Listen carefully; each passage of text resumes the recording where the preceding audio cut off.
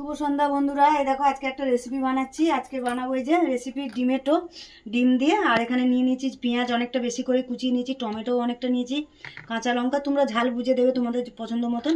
আর এখানে আদা রসুন বাটা নিয়েছি, এখানে আমি 5খানা ডিম নিয়েছি। চলো রেসিপিটা কি করে বানাচ্ছি তোমরা দেখতে থাকো। চলো বন্ধুরা, দেখো কড়া তো গরম হয়ে গেছে। কড়ার মধ্যে আমি সর্ষের তেল দিয়ে দিচ্ছি। কতটা তেল দেবো দেখি।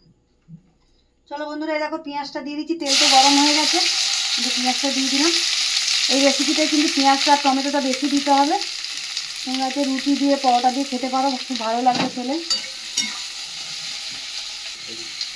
চলো পেঁয়াজটাতে যে একটুখানি নেড়ে নিলাম, নিয়ে এর মধ্যে যে কাঁচা লঙ্কা টমেটো এটাও দিয়ে দিলাম।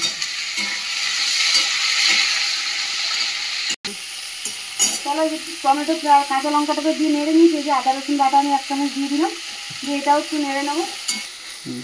চলো বন্ধুরা, এই যে গুঁড়ো মশলা তো দেবো। আমি এখানে নিয়ে নিয়েছি জিরের গুঁড়ো, হলুদ আর ঝাল লঙ্কার গুঁড়ো অল্প দিয়েছি, কেন কাঁচা লঙ্কা দিয়েছি। এখানে কালারের লঙ্কা আর নুন দিয়েছি পরিমাণ মতন।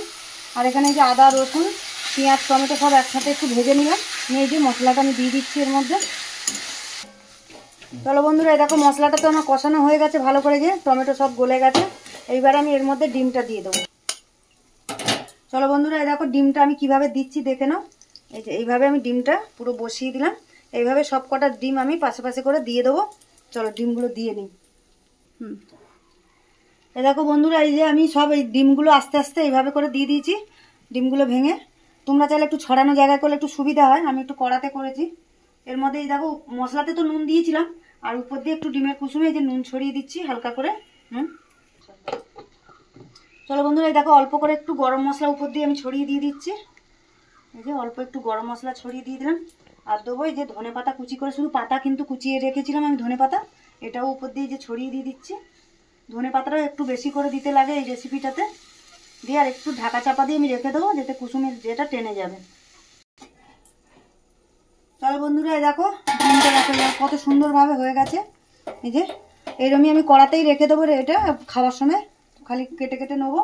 আর এই রেসিপিটা তো আমার রেডি হয়ে গেল, এইভাবে করলাম। এটা কিন্তু রুটি পরোটা যেটা খুশি দিয়ে খেতে পারো। খুব সুন্দর রেসিপি, করে খেয়ে দেখো তোমরা, খুবই ভালো লাগবে। চলো টাটা রাখি, এখন রেসিপিটা দেখো, করে খেয়ে দেখো।